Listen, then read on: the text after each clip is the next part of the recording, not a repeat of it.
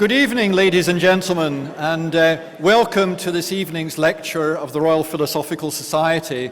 I'm Richard Service and have the privilege of being your honorary treasurer. First of all, I would just mention that a lot of work has been done since a fortnight ago in checking, maintaining and looking into the sound system in this theatre. There was a long session yesterday with specialists from the university, and they've done a fantastic job, and I hope that we won't have the issues that we had last time. First of all, talking of sound, please switch off your mobiles or put to silent. The fire exits at the back and the front, toilets in the basement, a disabled one at the front door. If you have to leave early and you're further up, it would be very nice if you could go out the back door rather than come down to the front if you're able to do that. After her talk, Professor Taylor will take questions, followed by chat over refreshments. And just as you've got in the green sheet, in 2 weeks' time, we have the Hayean Paradigm in the Search for Life Elsewhere. Intriguing. You'll have read Professor Taylor's impressive academic record and posts that she's held in the green sheet. In asking her, I was wondering if there was anything a bit different that we might not have found out about Professor Taylor.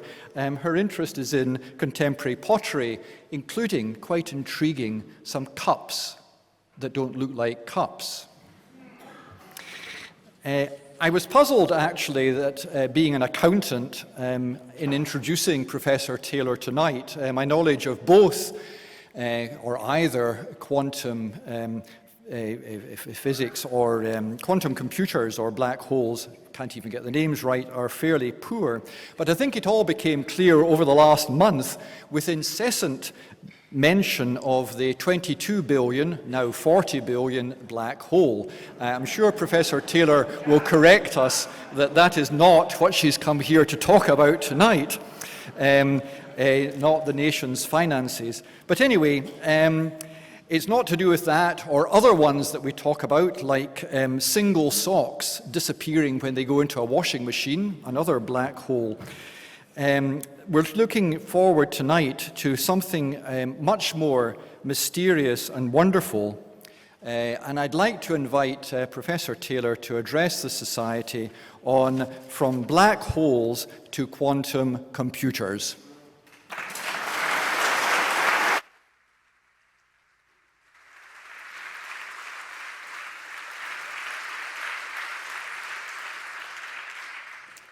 So thank you very much for that wonderful introduction.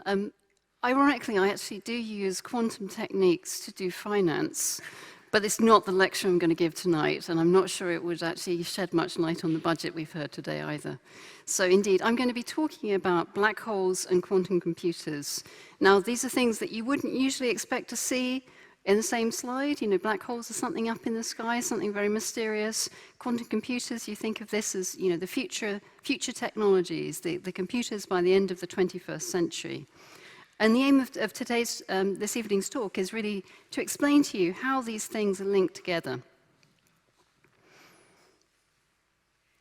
So I'm going to be talking about really surprising links that come from studying black holes and what that could actually teach us about quantum technologies, how it might actually help us to develop the quantum technologies of the future.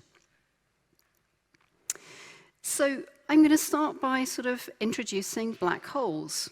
Now, the interesting thing is, you know, there are some kind of concepts in science, concepts in physics, where you know, the words aren't really familiar to the general public, and you know, you have to spend some time actually explaining them. Black holes, the intriguing thing is that really, you know, the study of black holes in a serious sense in science, you know, really started in the 1950s. It started after the Second World War.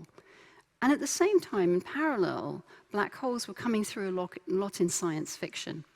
And the terminology that we use in science actually appears in science fiction as well. Now, this audience may not be particularly interested in sci-fi, but at the same time, black holes have appeared as characters in many different TV shows and movies. The one on the left is a little bit obscure. I wouldn't recommend it. The IMDb rating is not particularly strong. But I picked it out because its title is the event horizon. And that's, something we're going to come to in a moment. That's a concept with black holes. Top right picture, Interstellar.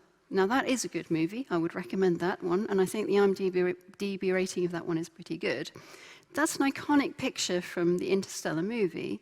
And the black hole is really a prominent character in that movie. We're going to talk about that picture and what it means a little bit later. So it's showing the black hole, and it's showing light around a black hole. Bottom right picture, Doctor Who. Well, we used to Doctor Who, engaging with the Daleks, the Cybermen, and so on. From time to time, when they want to shake up the plot a little bit, the TARDIS goes in orbit around a black hole, right? So that's an episode where the TARDIS was around a black hole. And you see, the picture on the left of that picture, there's a little black circle. That's where it's kind of in a black hole. So that's black holes. We'll come back in a moment to sort of discussing a little bit more what they are. Now, quantum computers. Now that's a more complicated concept to describe. So what I'm going to try and do is just give a couple of pictures to give you a flavor of what we mean by quantum computers. So ultimately, the computers that we use every day, whether that's our laptops, our tablets, our smartphones, they all work by storing information in the form of ones and zeros and processing it. Ultimately, that's the principle by which they work. So you store your information in a binary form, and whatever complicated operations you're doing, turn it into a different binary number. The basic principle of a quantum computer is that it's actually storing information in a more complicated and entwined way. So all of these ones and zeros are entwined with each other. You're not just individually flipping a 1 to a 0 or a 0 to 1, but you're doing operations which actually simultaneously act on lots of pieces of information. And there's, a fuzziness in that, something is not definitely a 1 or definitely a 0 until you actually measure it. Now, that's what's being conveyed in the bottom picture there. It's conveyed the fact that you're, on the one hand, storing information in quite a complicated way where all the ones and the zeros are entwined with each other. And then when you do something in your quantum computer, it mixes them all up at once. It's a very simple picture. I quite like this picture because it, on the one hand, illustrates the potential power of quantum computing. And the potential power is exactly that you're doing an operation which simultaneously manipulates a lot of information. And at the same time, it conveys to you how complicated it is, right? Because actually, if you're doing that, something can easily go wrong. What if you spill your coffee on the bottom bit of that? What happens to the rest of it? So that's one picture of quantum computers. Here's another sort of, more fancy graphic sort of picture. So quantum computers ultimately are really storing information right down there at the atomic level. So they're storing it in terms of the electrons around an atom. That's what the picture on the left is showing. And every time you're doing an operation, you're basically doing it by manipulating with single atoms, single electrons. So it's really, the ultimate technological future, storing information right down there at the atomic level. So this isn't going to be a lecture about the technologies of quantum computing, but I just want to give a flavor of some of the challenges of quantum computing. So the picture on the right is the sort of current scale that we have of quantum computers. So this is a sort of a prototype type quantum computer. And for those of you who sort of remember the classical computers of the 1950s, 1960s, this looks very similar, right? So it's very big. And why is it quite big? Well, it's because you actually have to put all these complicated atomic operations, you have to store them and protect them from the environment. It's really complicated technology, and it's not something that you can kind of miniaturize at this stage. So building your hardware is really quite tricky. At the moment, people are sort of working with quantum computers which have, relatively small numbers of atoms, 60, 100, a couple of hundred. By contrast, we talk these days in terms of gigabytes, terabytes, right? So that's 10 to the 9, 10 to the 12 in regular computers. We're working with very, very small prototype systems. The middle point here, the fact that actually all these complicated operations we're doing, we have to shield our systems in the environment so they're sitting in these big containers. And then there's things of, so error correction. What I mean here is, well, you've got this complicated system where everything's stored and entwined with each other. What if I spill coffee on one part of the system and I mess it up? How does it affect the rest, right? So that's the kind of thing coming in. And then there's a basic question of, well, what would I actually use a quantum computer for? So software, these days we say, wow, the power that we have in our phones, in our laptops, in our tablets is so amazing. What kind of things are we going to use a quantum computer for? Now, there are definitely very, very interesting things you can use a quantum computer for. But these are sort of some of the challenges that there are in quantum computing. So this is considered to be, the computing for the 21st century. We can't keep miniaturizing and making things smaller and smaller with just classical computing. We need to go to quantum computing. But there are all these technical challenges in doing so. Now, let me just pause for a moment here. So on the one hand, I was talking about black holes, so astrophysical objects. And I seem to have switched completely in topic to talk about future technologies which use manipulation of atoms. How can these two things be related? So this is what we're going to discuss in this talk. So we're going to discuss how black holes are effectively behaving like quantum computers. And that teaches us how we might build a quantum computer, what we might actually do with a quantum computer. So, black holes are essentially the best kind of computer that nature makes for us.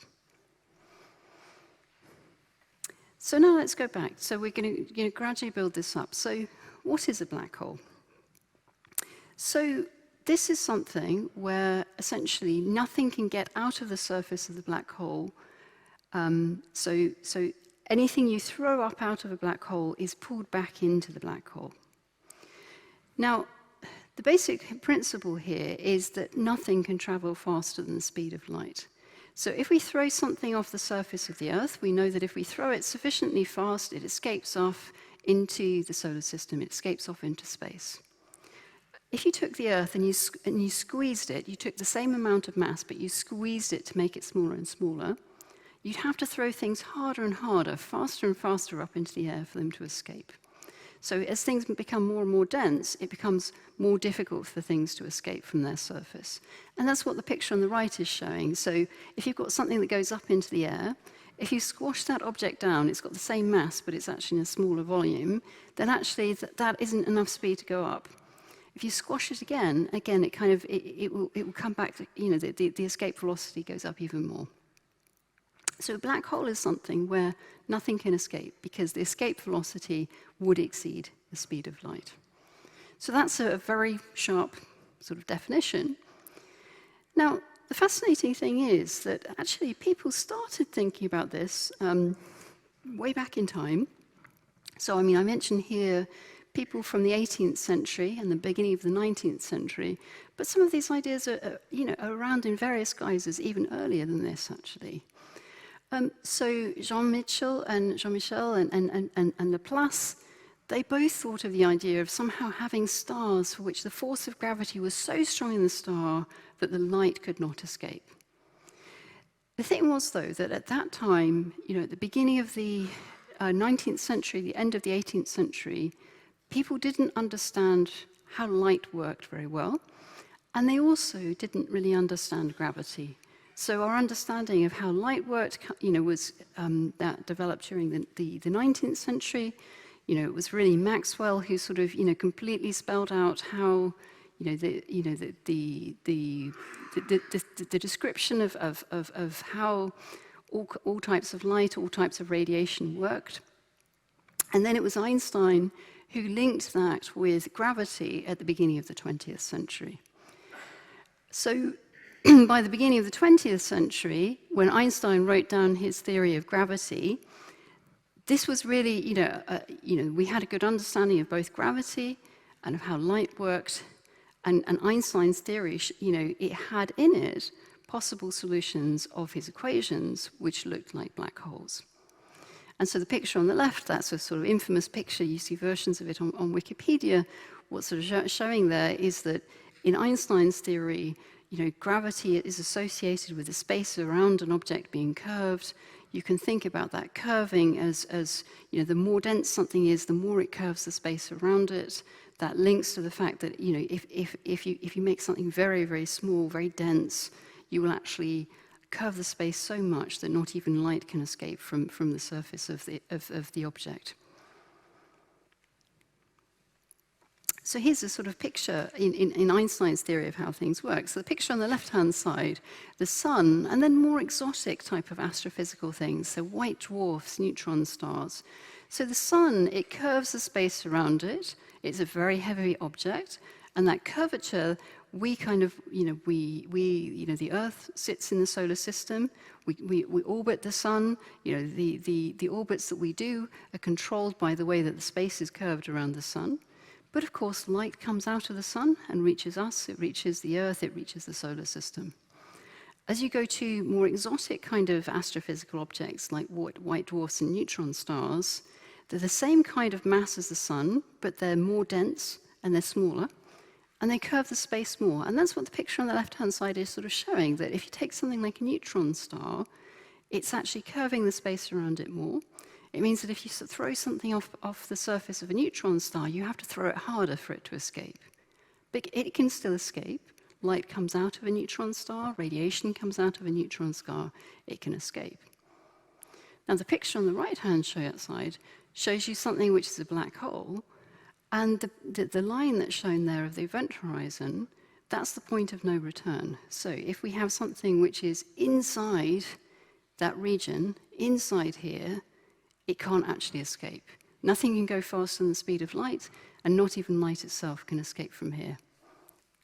Sorry, let me go back there. So that's what's happening in a black hole. So as I said, at the beginning of the 20th century, Einstein wrote down his famous theory of gravity. Almost immediately afterwards, people realized that his theory contained things that looked like black holes. But, for some time, people thought, well, those are just mathematical, right? They're not things that actually exist in reality. This is not something that's going to be there. Then as we come into the 1920s, 1930s, people realized, in particular the Indian physicist Chandrasekhar, realized that actually black holes could form in nature. He could see a mechanism where black holes could form. Now, the picture on the right-hand side, it's a complicated picture and the details don't really matter. All that matters is that actually stars have a life cycle. So a star works by actually burning nuclear fuel. What happens when the nuclear fuel runs out? Well, when the nuclear fuel runs out, it's no longer burning things. It's still got the force of gravity.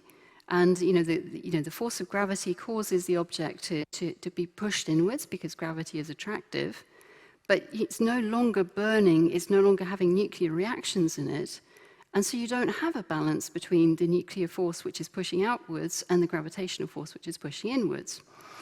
And so Chandrasekhar realized that actually, as a star dies when it runs out of fuel, it was possible that the star could actually collapse under its own gravity. He sort of, realized at that stage that actually a dying star could possibly collapse until it formed a black hole. Now, this is something which has been studied a lot over many, many years. People understand this quite well now, but the basic principle is indeed correct. That as stars die, they can collapse under their own gravity and they can become black holes. So that was the 1930s. So to some extent, study of black holes and study of gravity went a little bit on hold through the global science community through the late 1930s and 1940s, because people at that time were very much pushing, nuclear physics, atomic physics. They were, of course, involved in the Manhattan Project.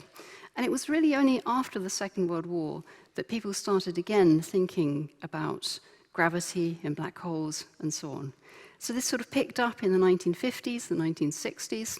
It picked up actually particularly with the space race, actually, because scientists are always quite, they are quite opportunistic, right? So if you're actually doing pieces of work for the Department of Energy, which is in the context of the space race, you sneak in some things you're interested in as well, right? So, if you're interested in studying black holes, you do that a little bit. So John Wheeler, he was a very famous physicist at Princeton. He was absolutely funded by the Department of Energy in the US, and he did really important things in the context of the space race. But he got really interested in black holes in this period. And that term of black hole, he didn't invent it, but he probably popularized it. And people really started studying this in the 1960s. As I'll mention in a moment, this is when Sir Roger Penrose and Stephen Hawking got interested as well. And people at that stage really started to think that, black holes were actually real, right? So Chandrasekhar, of course, had talked about the fact that, dying stars could collapse to form black holes, but telescopes were getting better. One of the other great developments during the war had been, of course, radar, and the same technologies were being used for radio telescopes. So the radio telescope, the radio astronomers were getting a lot of really, really interesting data. And it really started to become realistic that there were actually black holes out there. So most people would say that the first black hole that was actually discovered was really in 1971. So this is a black hole, and I'll say in a moment how you discover it when you can't actually see any kind of light or radiation from it. So that was 1971. 1974, Stephen Hawking bet Kip Thorne, that's a physicist from Caltech, that this wasn't a black hole. Now, Stephen's logic at that time was he'd already spent about 10 years studying black holes. So if he'd spent 10 years studying things and it turned out that they weren't actually real, he kind of wanted a prize from it, right? So that's why he put his money on the table. He bet it wasn't a black hole, so that if it was proved that there were no black holes in reality, at least he got a prize out of it. Stephen actually conceded the bet in 1990. So what that means is really by that time there was just so much evidence that this was behaving like the black holes that Einstein's theory predicted. So how do you actually detect black holes if you can't directly see them on your telescope? So by definition, a black hole is not giving out any kind of light, whether it's radio waves, whether it's X-rays, whether it's things on optical telescopes. It's not giving out light. So how do you detect it? So the picture on the left sort of gives you a flavor of what's going on. So this is actually imaging a black hole which is a very, very heavy black hole. So this is something which is 4 million times heavier than our sun. It sits in the center of a galaxy. So what is happening there is, although you cannot actually see it on your telescope directly, it is something which has got really strong gravity. And so anything which is near the black hole, you will see the effect of the force of gravity. So in our solar system, even if you were not able to see the sun, if you can trace the planets around it, you of course know that the sun is there, right? Because the planets are going around the sun, they're orbiting around this heavy object. And so that picture on the left is actually tracing out those circles, the ovals, which are ellipses, which are being shown there, are where you're tracking things moving around a central object. So the object is not showing up on the telescope, but you can see that things are orbiting around something in the center. And of course, you can actually figure out from that, from the shape of the orbit, what the thing is in the center, how heavy is it. So this is it's a really old picture. You can see that's from the 1990s. By now, there's 20, 30 years of data of this. So you can actually really track very precisely how things are moving around this object. And that's how the original detections of black holes worked. Similarly, on the picture back here, it's something similar, right? Because in this picture, the black dot is the black hole, so you're not seeing it directly on the telescope, but what you're seeing is the motion of everything that's around it, and the things which are around it are feeling the gravity of that black hole, and they're moving accordingly. So you can infer, you can work out that there must be something very, very heavy in that particular location, and you can figure out how heavy it must be. So that's how we find black holes. Now, let's go to this picture. So this is the iconic picture from the Interstellar movie, where the black hole is indeed an important character in that movie. Now, I note here that this is actually a picture, although it was definitely touched up and it's got, by the Hollywood artists. This is a picture which is based on real scientific simulations. So Kip Thorne, the Caltech physicist, and his collaborators were involved in developing this picture. So what's going on in this picture? So the black sort of hemispheres that you see, that's the black hole. So they are indeed black. But then there's this light all the way around it. So what's happening there is that, again, the black hole is very heavy, and anything's in the vicinity, anything in the neighborhood of the black hole is going to be drawn around the black hole. So many black holes will have around them a disk of particles which are moving really fast, moving with very, very high speed. And as they move with high speed, they typically give out light. So the ring that you see around it is actually that kind of disk.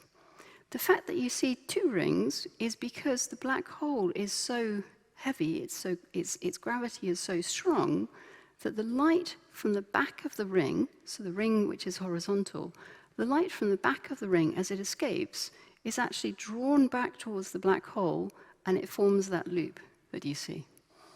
Okay. So, so a black hole, so if you think of a planet in the solar system that has a ring around it, in the case of the black hole, you'd have a similar ring, but because things are spinning so fast, they actually emit light. And then because the black hole has got such strong gravity, even the light that's behind what you can directly see, which is behind the actual object, is actually drawn back towards it, and it actually forms this ring above. So that's why it looks this way.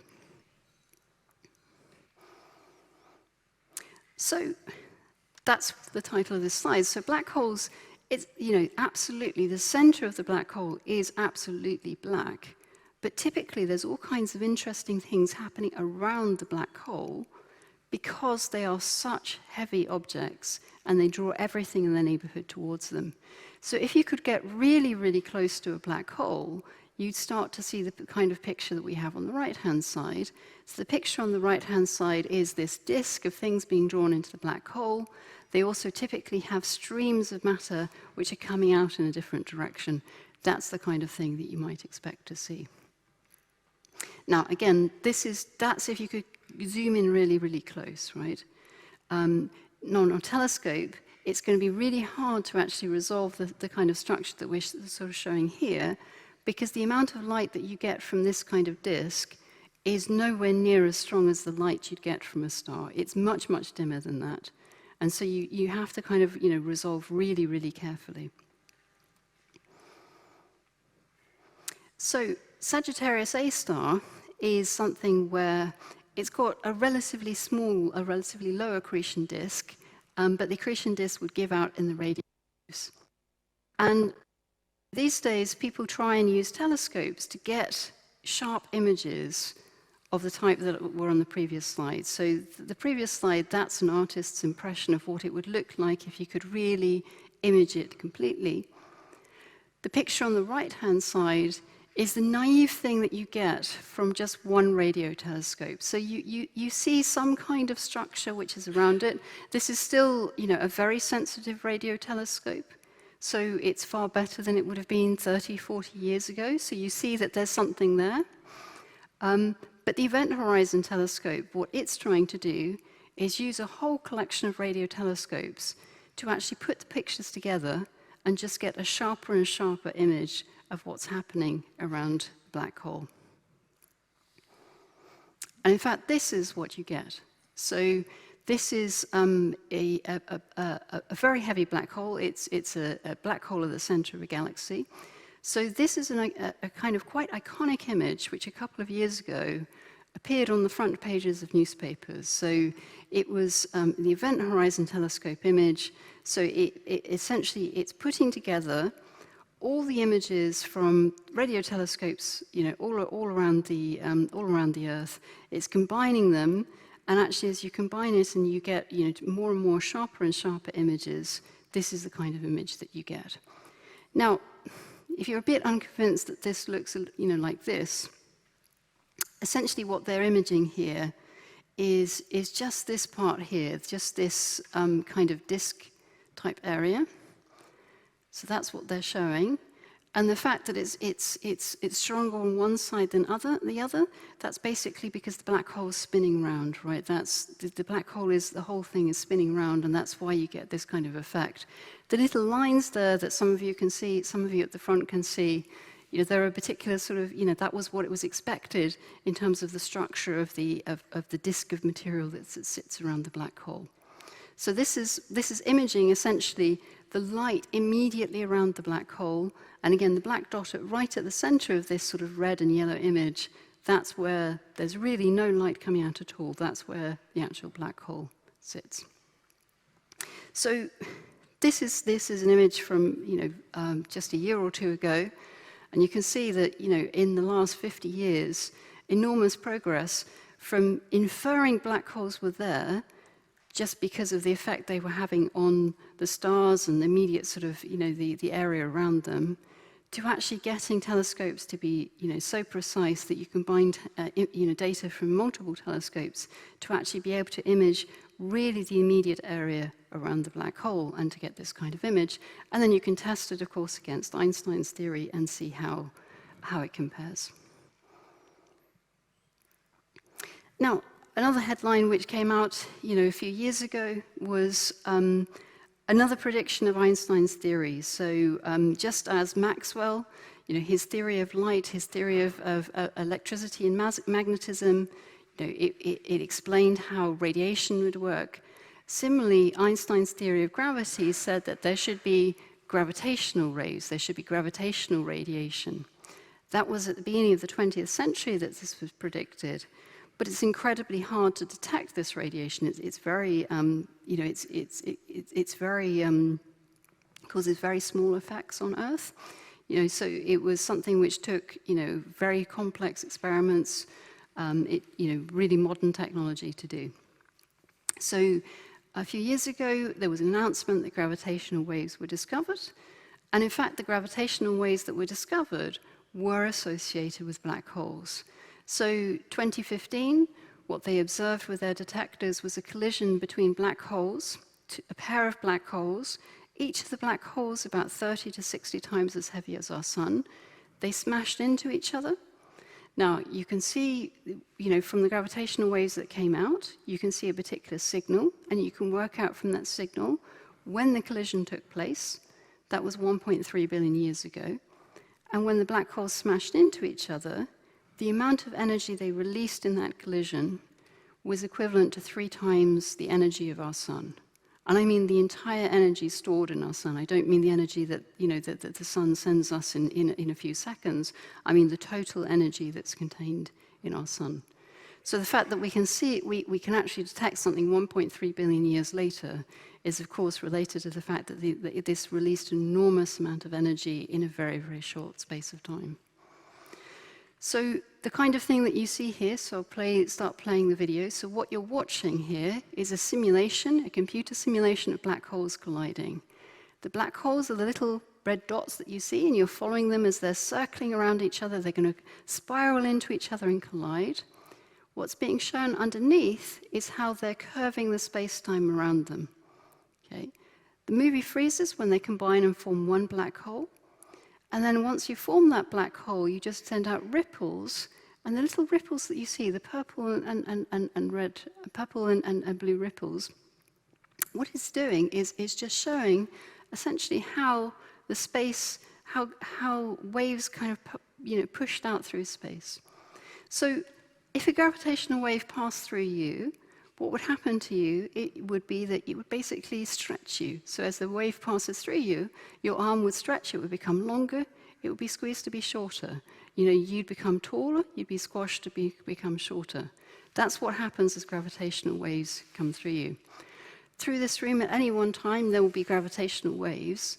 The reason why you're not sensitive to them is typically the gravitational waves are causing, stretches of your body which are so tiny that they're subatomic. It's only when you have such a powerful incident like this that you have, that the effect on the space is really huge, and it causes it to sort of stretch and squeeze in sort of in a massive way. So that's the simulation.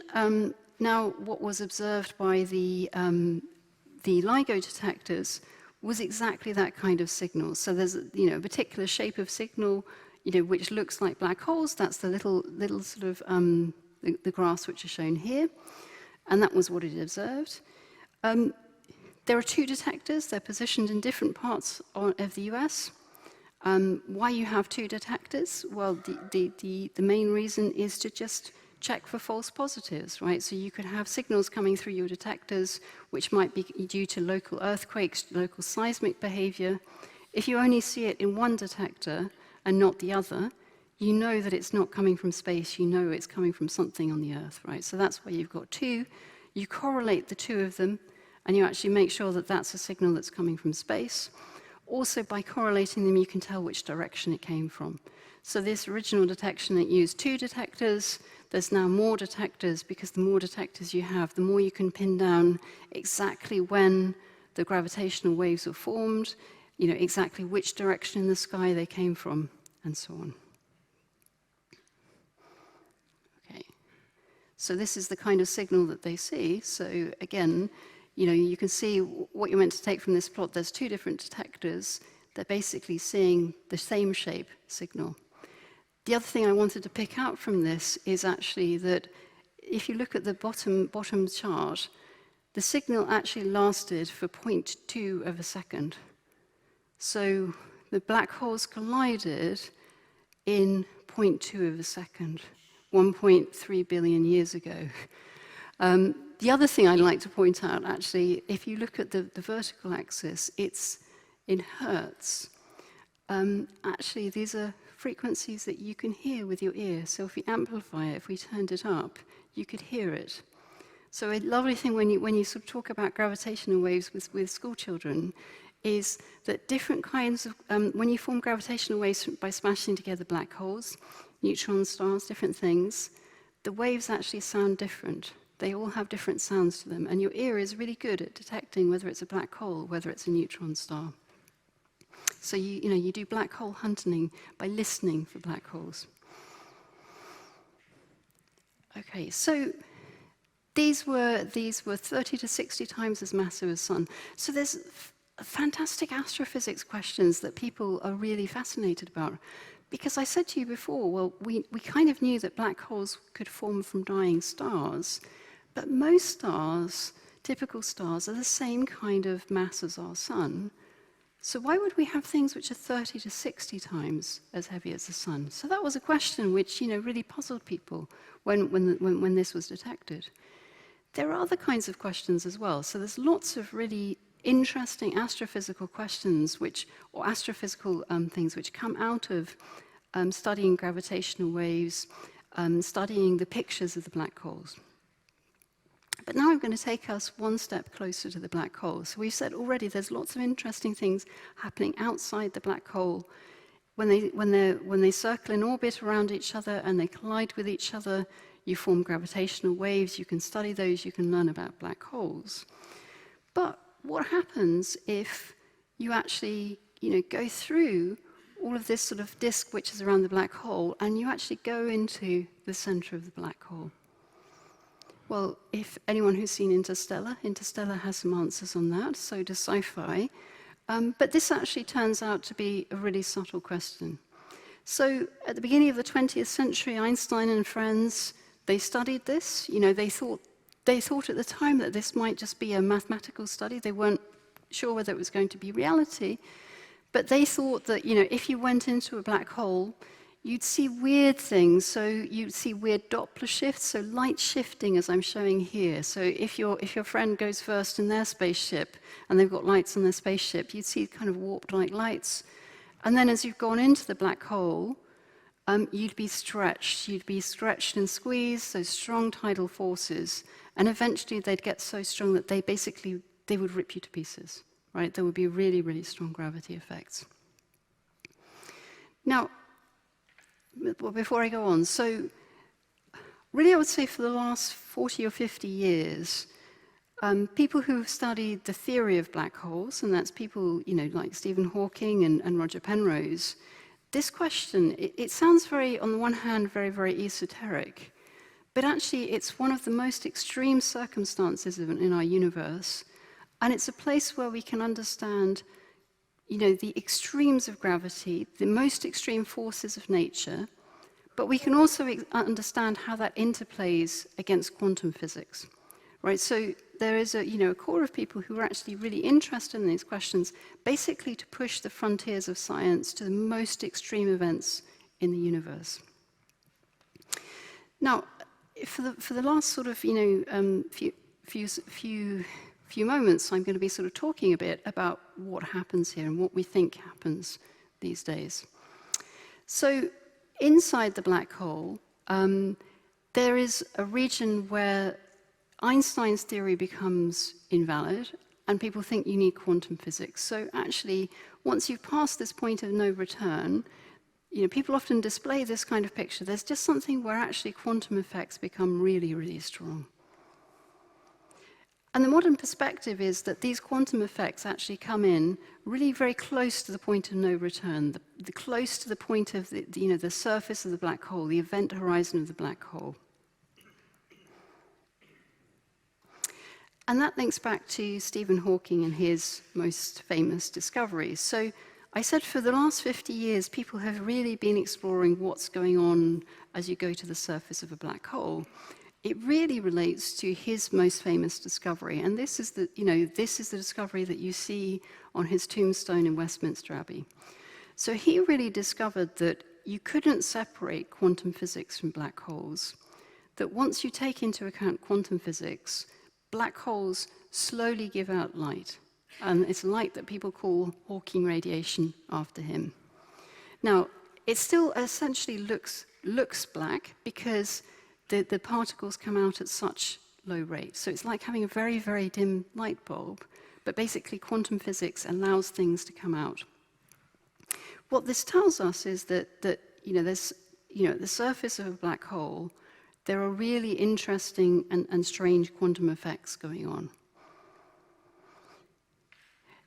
So why does this matter? What was the thing that led people to sort of keep exploring it? So one of the things that puzzled him, so this was the sort of corollary of his study, is that he couldn't understand what would happen to things which fell into a black hole, how we would actually retrieve what was fallen in, just in principle. I mean, he's not worried about doing it as practice, but just in principle. So the picture on the left-hand side, suppose you have an obsolete computer and you throw it into a black hole. So according to what he'd found, eventually a black hole would just give out particles and it would evaporate away into a bath of heat. But then the question becomes, well, how do we know what was stored on the hard disk of that computer?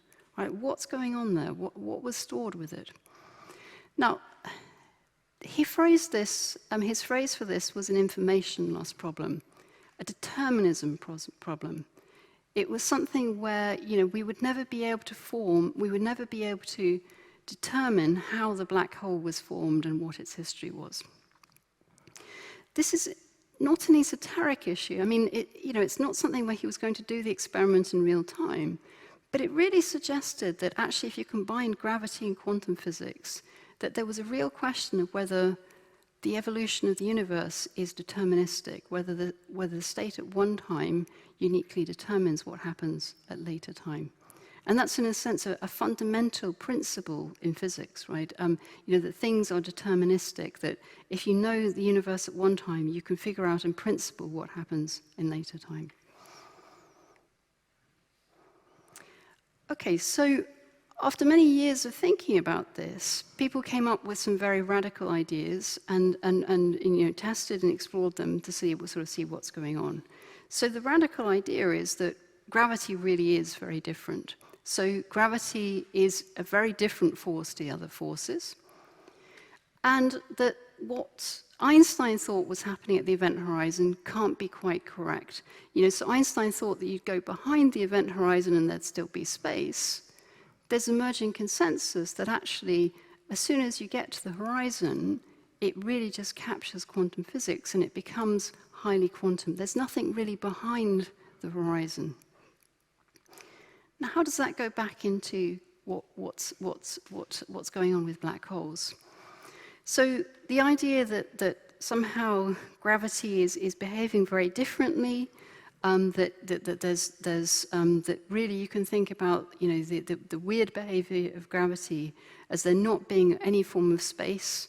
You know, there's no kind of space behind the horizon. People sort of use the phrase holography for this. But the simplest interpretation of this, or one way to visualize this, is that essentially the surface of the black hole is capturing everything as it comes in. Now, you're used to thinking about a hard disk in a quantum computer as being a sort of a flat kind of thing. Just think about the surface of the black hole just capturing all the information, just storing it in the information on the surface of the black hole.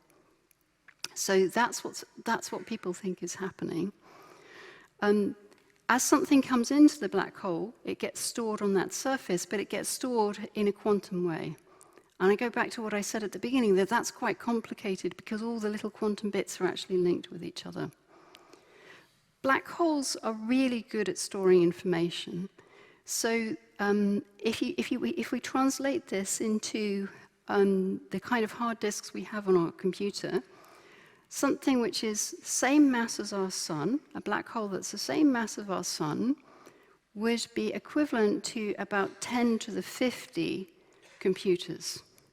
Now, just to sort of put that into sort of, to try and think about what that number means.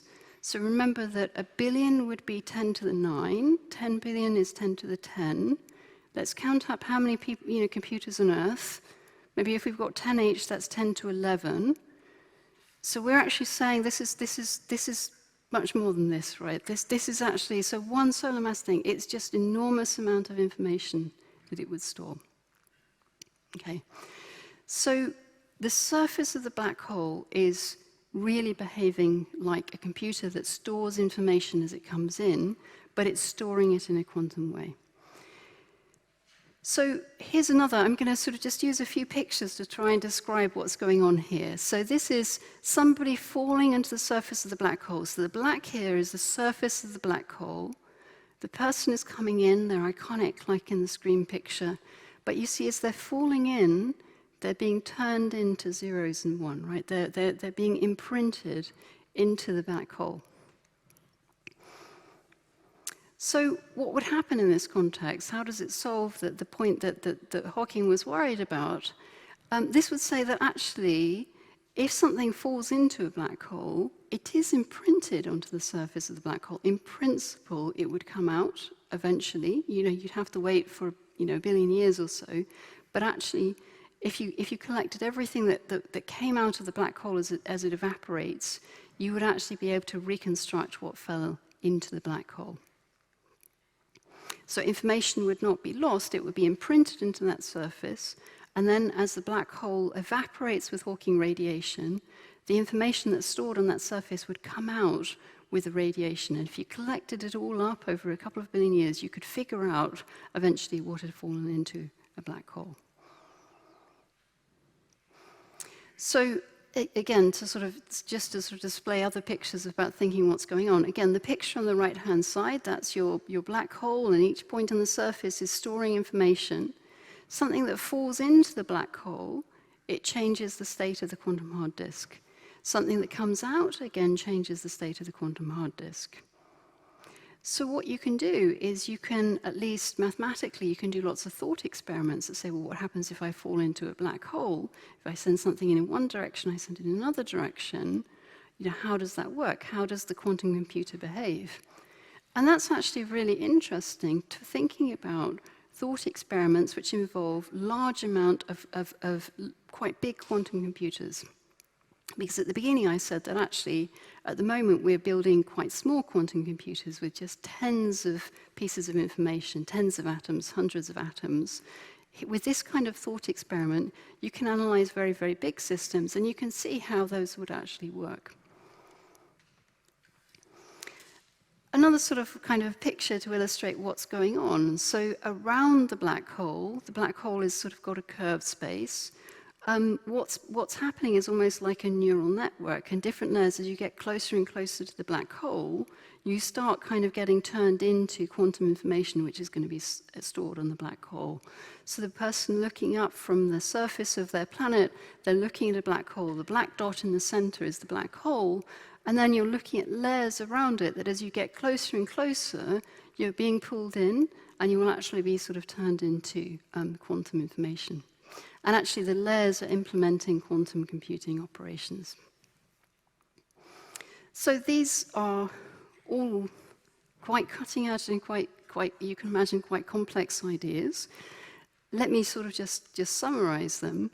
So we're definitely not proposing here that you can just build something around a black hole and actually use it as a real physical quantum computer. So Freeman Dyson, very famous physicist, had this idea that advanced civilizations would be building something around their sun to capture and harness all the energy of the sun. That's what a Dyson sphere is. Now that's in science fiction, but actually thought experiments into what happens as things fall into a black hole, following the principles of quantum physics and gravity, really give you new insights into quantum computing. So where do we go from this? So I started with very different, with talking about astrophysics and astrophysical measurements. The technology is progressing very rapidly in terms of actually being able to measure things about black holes. So the picture on the left-hand side is showing you an array of telescopes. We've shown that the arrays of telescopes are getting sharper and sharper images of what's happening around a black hole. So that gives us information about black holes. But now, once we've got those kinds of information, and again, the picture on the top left, this is now not just the instruments which are on the Earth, but the ones which are up in space as well. You combine all these types of, these types of astronomy experiments to learn about black holes. But the more you learn about black holes, the more you can actually sort of test your ideas about whether they're really behaving like quantum computers. And the picture on the top right-hand side is about, that links to a prototype quantum computer. So then you can kind of feed that into the design of your quantum computers. So already the picture I showed you, which showed you about the space around a black hole and thinking about how the black hole manipulates information as things are coming towards the black hole, that can feed into how you would actually design the shape of a quantum computer. And so there are sort of collaborations where people are working on, how to link up ideas from black holes with building a quantum computer. So it's a kind of a very interesting time for black hole physics, because on the one hand, there's all kinds of exciting astrophysics about what's going on around a black hole, what a black hole actually looks like, what the light around a black hole looks like. But actually, we're kind of understanding that as you get to the surface of a black hole, the extreme science of the universe there, and we can link it over into quantum computing as well. So let me conclude there. I want to thank a number of sponsors. So I worked for many years in Southampton, and my group is still there, and also the people who fund us on this work. And it's a range, of course, of different funders, reflecting the fact that we actually sort of link many different areas together. So I'm going to stop there, and I'm going to go back to one of my favorite sort of images, because I think it's quite interesting and fun, that one there, and actually sort of thought-provoking for people to kind of look at it. So thank you very much.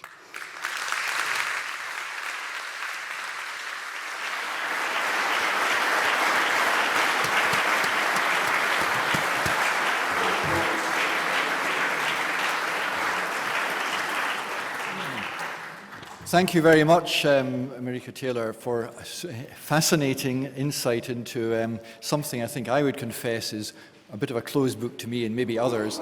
I've got the two microphones ready for the two people that are going to handle them, and I'm looking out for the first question this evening from your good selves. I'm sure that you're up for any question, are you? Absolutely. Absolutely. So there we are. Right, there's One just on the right, oh, there's one there first of all. Yes, take the one on the left and then we'll go over to there. Can you hear that? Yeah. Not on. Is yours on? I think mine's on.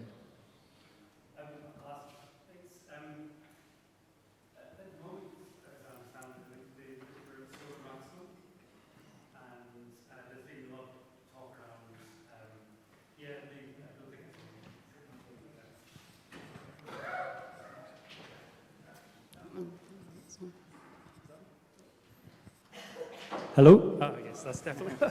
Excuse me. So, as I understand it, we're at solar maximum at the moment, and there's been a lot of discussion around probable potential interference in satellites with high energy particles. What you said around the stretching and compression struck me, because I was wondering, in a quantum computer in the future, if they're everywhere, and we have these gravitational events, is there such a thing in the future, potentially, of gravity weather? And if, in a similar sense, as the solar weather, if so, what might we do about that? Okay, so one of the things about gravitational waves is that even when you have such extreme events as black holes colliding, of course, if this happened close to us in our solar system, it would be just so catastrophic it would wipe us out, right? But actually, when we're observing such events, the scale of the gravitational wave is absolutely tiny. So it's having subatomic or atomic effects. So the way they actually detect it is very clever techniques of comparing laser beams, amplifying the signal, amplifying. So it's actually very, very mild. And in that sense, we don't expect to have gravity-type events of that nature. In a sense, extreme things are happening all the time in our solar system, in our galaxy, even in our solar system. So there are things that go to very high energy, right, locally, and things which happen in our galaxy, things which happen outside our galaxy. Extreme events are happening, but actually the impacts of them, the scale of the impact for us for the gravitational waves is still very, very small. So we don't expect that. Your question, though, sort of goes to something interesting, which is if we started using quantum computers in the future, and it goes back to my point that actually we are storing information there in a very entangled, entwined way. And so the kind of thing that you're describing, it could disrupt that storage, right? And so that went to my point of, at the moment, the prototype quantum computers, they're stored in these big containers, they're stored in vacua, they're shielded from the environment. They will often be kept in rooms which are shielded from all kinds of things. So how would we go beyond that for things that you could just throw around and have in your pocket and wouldn't be disturbed by thunderstorms, lightning storms, et cetera, and that is a really substantial challenge for that program, yeah.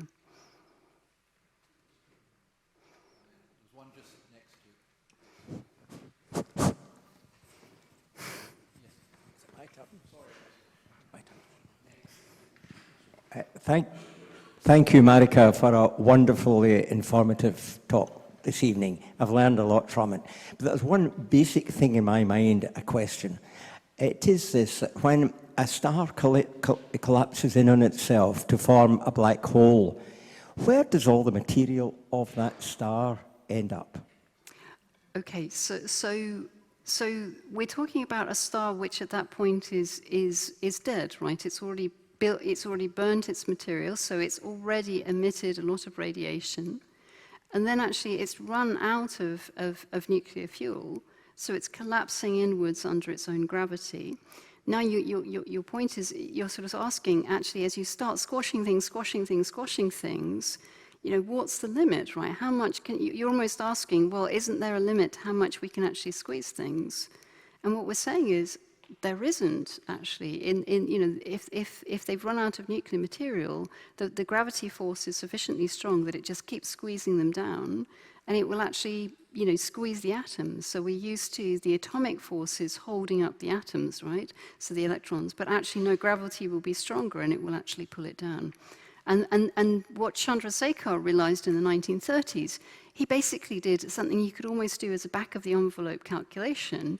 He as a back-of-the-envelope, at what point would that actually happen? At what point would gravity just overpower everything else and just cause all the atoms and everything to collapse in themselves? So that's what happens. Even in things like neutron stars, which I just touched on very briefly, they're very weird, exotic things. So they're called neutron stars because actually the interior of them, it's not like ordinary matter that we're used to. It's not like our solar, our sun.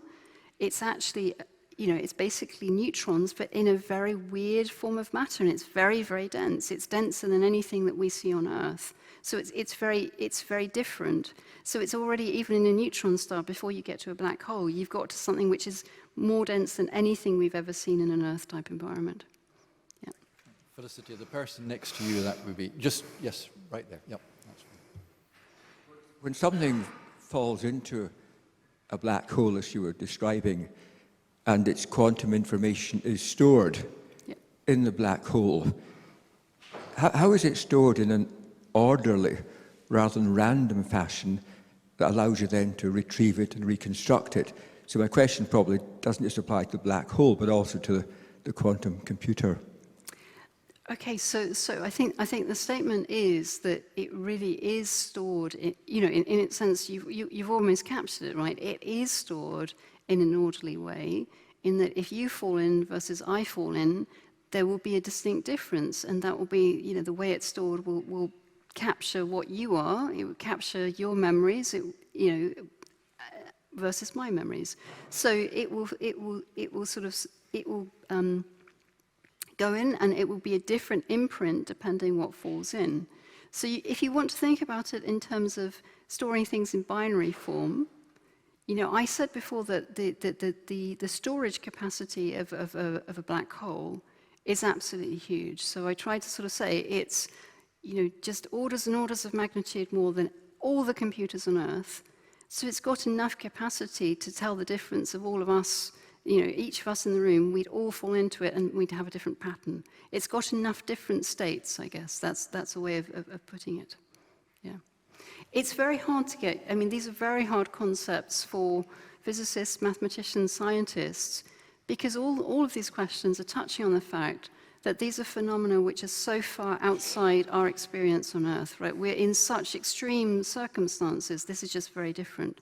So the black hole computer, it's got so much storage capacity, it can tell the difference between different things falling into it, and it will store it in a different state.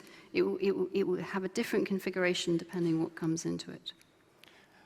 Colin, there's one online, and then Felicity, if you can have secondly the gentleman in the blue pullover. So if Colin, the online one, then the gentleman behind. Is there any observational or experimental evidence that supports some mathematical insights that give rise to the so-called discovery of Hawking radiation? Okay, that's a really fascinating question. So Hawking radiation would, I phrased it that it would be like having the black hole being a very, very dim light bulb, that it would take billions of years for the light to come out. So you're talking about, just one photon of light every 10,000 years, every 100,000 years. So experimental evidence of that is really hard to come by, right? Because you'd have to wait for a very, very long time. So there's no direct evidence for that. But if we think back to the discovery of black holes itself, so I haven't talked about all the different ways that people figured out that there were black holes there. I talked about people figuring it out because there was gravity, the black holes were exerting gravity on things around it. There were other ways that they figured out that there were black holes there. And so what people are trying to do at the moment, as we're getting more and more data from black holes, from the Event Horizon Telescope, from gravitational waves and so on, they're trying to figure out clever ways to test the Hawking radiation ideas without directly observing it. Now, the more that you're sort of testing the assumptions about black holes, the more you're getting close to it. But I think nobody would say yet that we have a slam dunk proof of Hawking radiation. And then, of course, links to the fact that Stephen Hawking never got the Nobel Prize for it, because the rule with Nobel Prizes for physics is you need experimental evidence. So a couple of years after Stephen passed away, there was a Nobel Prize for black holes. Sir Roger Penrose was awarded it, and had Stephen been alive, they would have been awarded probably jointly. But that was for the work that they did in the 1960s, which wasn't about the quantum effects on the black hole, it was about earlier work, because by that time there was enough evidence. I think we need to wait another 10, 20, 30 years before we'd say there's enough evidence for people to say there's enough for a Nobel Prize there. But actually, all the evidence we accumulate about our understanding of black holes, the more we test that, the more we're testing the assumptions that Stephen used to actually do his theoretical calculation. So I would say, you know, that the community, the science community, doesn't doubt that it's there. It's just we haven't found it yet. And it's almost analogous. So, you know, the gravitational waves, it was an immediate prediction of Einstein's theory. Einstein never won the Nobel Prize for general relativity, actually. He never won it for the theory of gravity because there wasn't enough experimental evidence during his lifetime. So it actually took 100 years after the theory to get gravitational waves. You know, there was enough evidence, I think, for him to get the Nobel Prize probably by the 1960s, but of course he passed away in the 1950s. But it's, I think, a fascinating question. Good evening. Mine's a bit more off the wall. Is there a possibility the entire universe could be just one quantum computer? So that's another fascinating question. So the answer is yes, actually, and that people do, you know, that is possible. So I jumped very quickly over the sort of, you know, the theoretical framework that people use for this, which is, you know, the theory of holography. And in this, actually, the entire universe would be described in terms of essentially a quantum theory in one less dimension, which you can think of as a quantum computer. And people absolutely try and study that. And exactly as we've talked about astrophysical evidence for black holes, of course, for the evolution of the universe, we look at, you know, studying cosmology, we look at, you know, evidence of the early universe. People look at that and try and infer, can they see signals that actually we can describe the universe as a giant quantum computer which doesn't have, in a sense, you know, it can be viewed as a quantum computer. So it's not science fiction, but it's something where people are just, you know, gradually working this out, gradually sort of working out the tests that they can do from their data. Colin, immediately behind you, and then if we've got any questions further, and then you'll be next, sir. After that.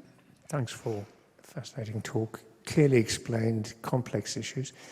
I've got buy one, get one free questions. So first one is, why does light have a finite speed?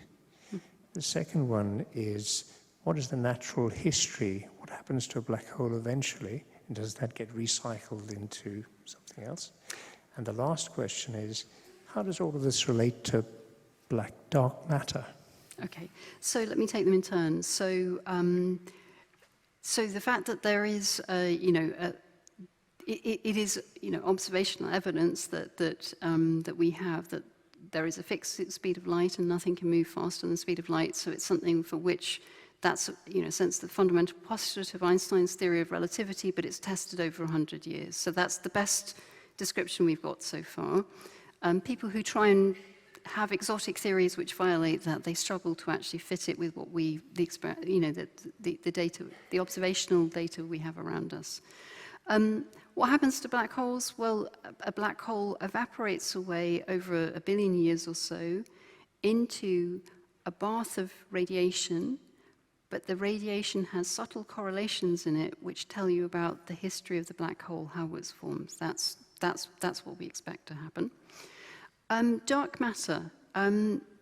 Some people talk about a component of dark matter being very small black holes which are formed in the early universe. That could be true, and actually some colleagues, collaborators of Stephen Hawking, they pursue that. It could be true. Most likely the biggest component of dark matter, I guess the consensus view is that it's probably not little black holes. The biggest component of dark matter is probably something akin to neutrino type particles. So very, very particles which just don't really interact very much with other particles. Dark matter, obviously, something immensely studied through lots of experiments. There are all kinds of constraints you can put, so we know pretty much that black holes can't be a big component of it. You know, they just don't have the right properties. So it's probably just something which is more like just very weakly interacting particles, but it could be some component of it as well. And it's, again, a fascinating topic. Colin, if you could, gentleman about 6 or 7 rows back there. And then up at the back, and then we'll come down here, yes.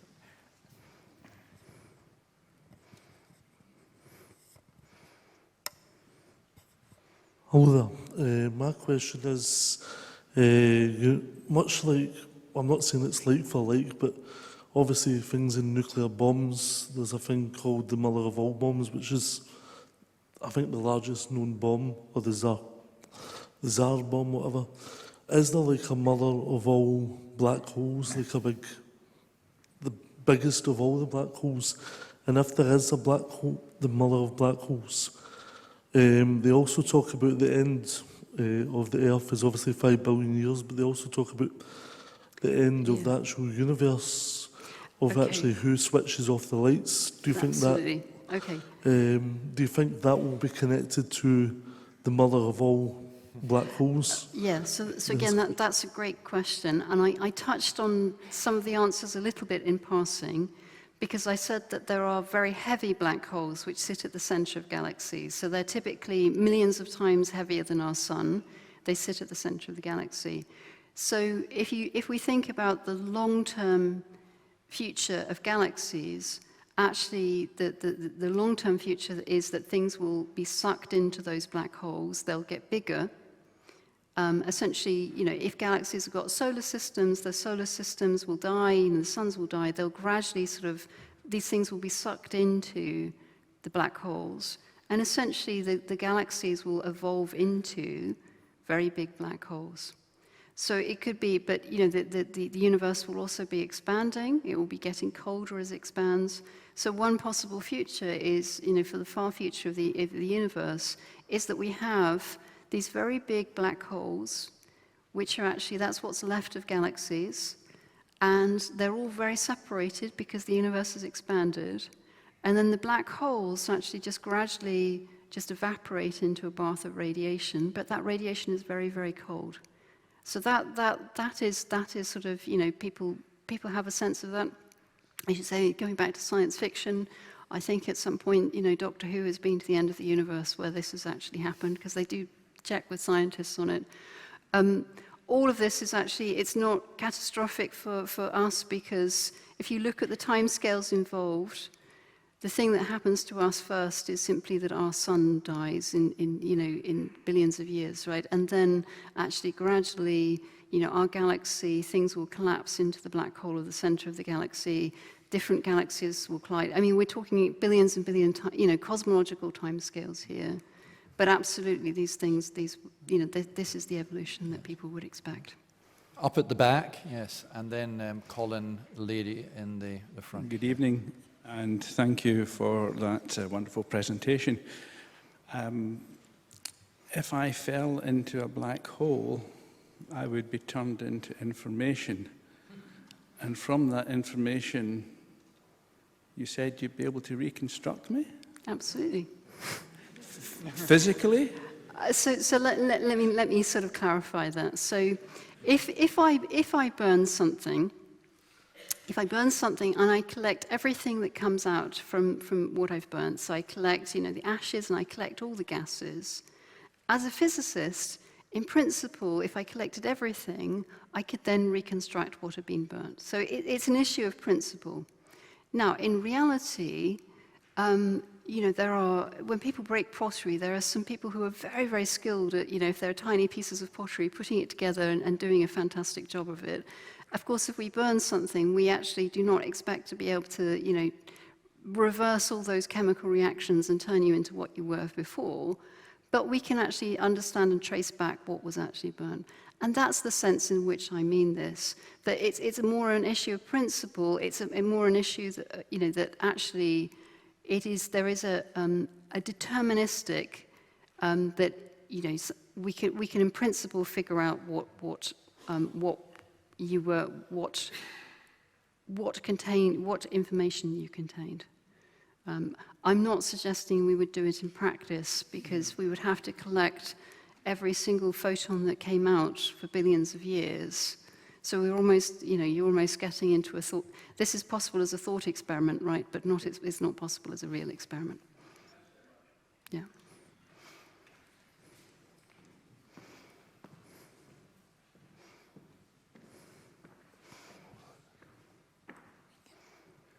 Thank you for the wonderful presentation. In this lecture, we are talking about using and researching black holes to understand quantum computers. But you said previously that black holes can hold up to 10 to the 50th of information.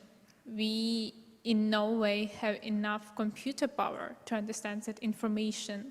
Yeah. How do researchers go about that? And if there is there a point at all to research black holes to understand quantum computers?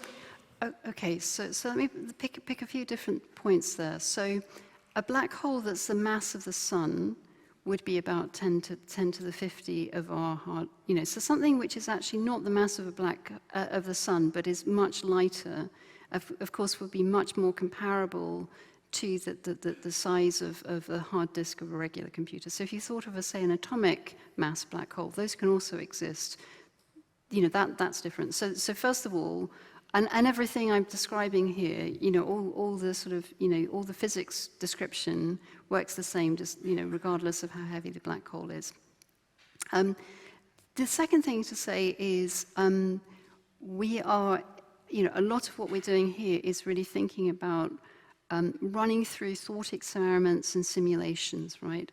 And so you can do that even though we don't have enough capacity on Earth to simulate the entire black hole. We can simulate aspects of it. So even if you say, well, yes, we'd need 10 to the 50 regular computers to simulate everything, we can actually look at aspects of it, and we can kind of, use that to do it. Now, the final point about, what do we learn? So that, I think, gets more into the sort of details of what comes out of studying black holes. But let me just give you one example. So the basic principle of Einstein's theory is that gravity causes the space to curve, right? It causes things to curve. So one of the things that we've really learned in recent years is to think about that curvature and to think about building a computer which has got that curved kind of shape, that curved architecture, and understanding how that would work, right? And that's something we can take that's an idea that comes from black holes, but then we can make it very concrete and explicit, and we can turn it into something that you build a prototype in a lab and so on, and you can see, hang on, that's actually really quite good. And it works much more, it's actually much more efficient than an architecture which isn't curved, right? So that's an example of something we've learned. And I deliberately left up here this picture of neural nets because people use neural networks which have got curvature, which comes from sort of physics ideas like that. So it's generating interesting ideas. It's not going to solve everything about quantum computers, and we're not going to pretend that. It's not going to solve the problems that people mentioned about shielding them from the environment, or the technical challenges of miniaturizing them, and so on and so forth. But it is teaching us interesting things.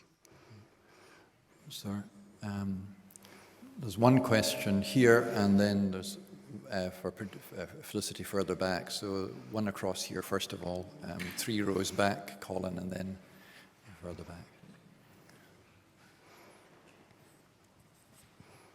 Thank you. How small could a black hole be, and how would it come about? Okay, so that's a fascinating question, because it's a question where our everyday experience isn't so helpful in thinking about what happens in a black hole. I've deliberately talked about black holes in terms of how heavy they are, but not in terms of their actual size, right? Because they start getting to be unimaginably small. So this goes back to the point before about, well, if you form a black hole by a star dying, what happens to everything that's in it? Well, we've crushed it to be very, very small, right? So, so how big is the event horizon of a solar mass black hole? Well, it's smaller than any atomic scale that you can think about. It's absolutely tiny, actually. And so you say, well, and that's how that's how it kind of, it's very hard to envisage, I would say. Yeah. So there are different, I should say there are different, when we think about the scales around the black hole, so the pictures I was showing where it's almost pinches off, that's almost trying to give you this indication that things are getting very, very small, right? But there are sort of different aspects to a black hole. So the images that we're showing of very heavy black holes, so these millions of times, so they've certainly got disks of light around them, which are sufficiently big that our telescopes can see them. So these are things which are actually sort of, really, scales which are sort of, solar system type scales, right? Those are quite big.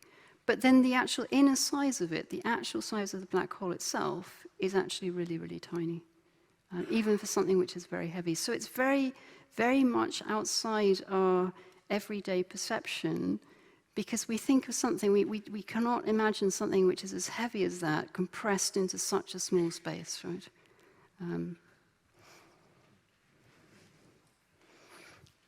This is a follow-up to the questions about this utterly mind-boggling idea that something that falls into the black hole is information is imprinted in an ordered manner. And you explained the vast quantity of information that could be stored, so in principle that's possible. But the reconstruction idea, you're seeing one particle every 10,000 years, so haven't you lost the ordered nature of the information? There may be many solutions which would be consistent with these particles. Okay, so there's another really, really great question. So this is, I would say this is something which was wrestled with for 20 to 30 years after Stephen's initial calculations. So his initial discussion of Hawking radiation, something along the lines of what you're saying is, he sort of thought that what would come out would be basically, it would be basically a heat bath, it would be thermal. Right, you lose that ordering. He would phrase it a little bit differently, but he was basically along the lines of what you're saying, and that was what he meant about, well, surely we've lost track of what comes in. So what is believed now is that actually what comes out are really subtle correlations. So if you think about little, photons of light coming out, they're subtly correlated with each other over a long period of time. And that's what reconstructs what went in. So people, again, people can study that theoretically, they can run simulations of it. No, we don't actually expect to be able to trap every single photon and be able to, really reconstruct. But that's the basic idea, that the photons that come out are correlated with each other. So people, if for people who've heard the words entanglement in quantum physics, that's what we mean. And people study that quantum entanglement quite a lot. And Colin, just, yep, gentlemen, a few rows back, that would be great.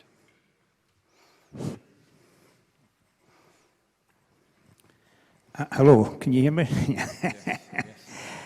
It's my understanding that there's a black hole at the centre of every galaxy. Is that true? Does it turn clockwise or anti-clockwise? And is there a multiverse instead of a universe? So I should say this is something in which I have much less personal expertise, so bear with me on that part. Yes, it is believed that there are black holes at the center of the galaxy, and that the black holes have in some sense formed as the seed of the galaxy, right? So if we think about how galaxies form, so in the very, very early universe, we have, it's very, very hot and dense, but there are some areas which are slightly hotter, they're more dense than others, and they attract things towards them. And that's the thing that seeds the formation of the galaxy. And it's believed that, black holes form as part of that process. I believe, some galaxies actually have more than one black hole, but, is that because they were originally two galaxies that collided? there's a lot of sort of study about the real details of this, but you're absolutely right that at the center of galaxies we have supermassive black holes. Sometimes people worry about this because they say, well, is it going to gobble up the galaxy?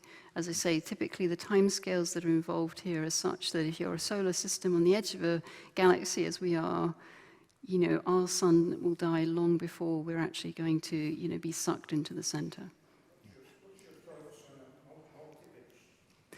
Okay, so multiverse. So firstly, people have different ways of using the phrase multiverse, right? So there are different ways of defining it. Some people believe of a multiverse in terms of just the different possible quantum paths that can be taken, and that, you know, we live in one version of them.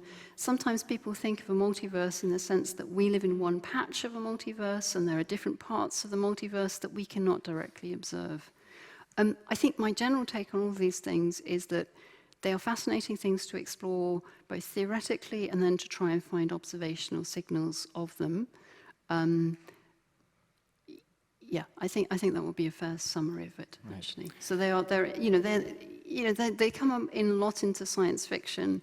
You know, I like it when they're defined precisely in physics. People define what they're trying to do, they explore it, and then they see, well, where would we find evidence for that? What would it mean? What would be the observational consequences? And then they explore from there onwards. Absolutely, Yep. Absolutely. Well, yeah. Thank you very much. I think we could be questioning all night. Each year, the Society awards a medal in honour of Lord Kelvin, and as you can see, His Lordship has made his presence felt this evening. This session's recipient of the Kelvin Medal is Professor Taylor. If you attended our pre-sessional soiree in September, you'll know that Kelvin was a towering figure, considered to be the most impressive graduate of the University of Glasgow alongside Adam Smith. Professor of Natural Philosophy here for 53 years, 1846 to 1899. His discoveries of heat, temperature, created the science of thermodynamics, and along the way he devised the temperature scale that is used globally and named after him.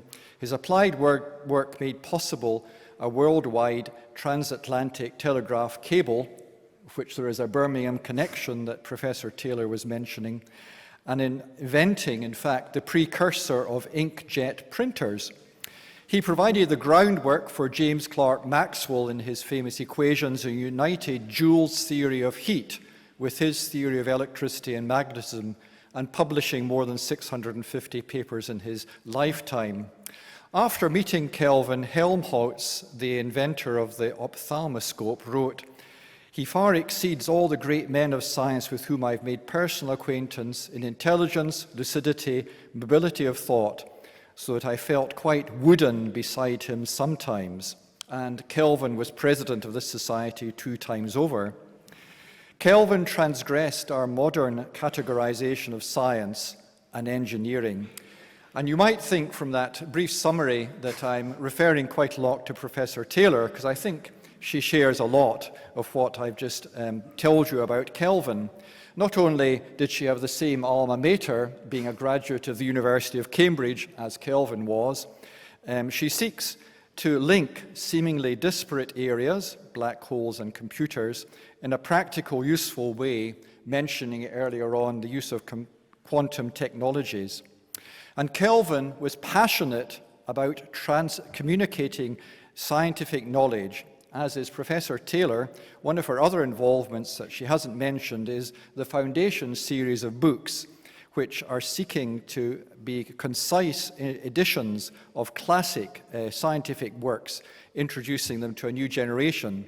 So I hope after tonight you'll agree that Professor Taylor is a worthy recipient of the Kelvin Medal, and I'll ask you to join me in thanking her very much. Thank you.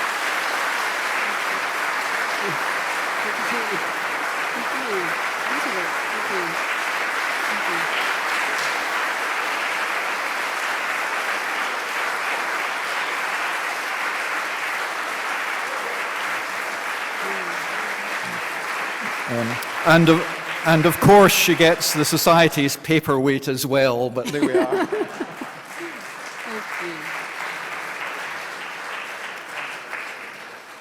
wasn't it beautiful? Thank you. Thank you. Thank you very much. Thank Drinks will be served. Thank you.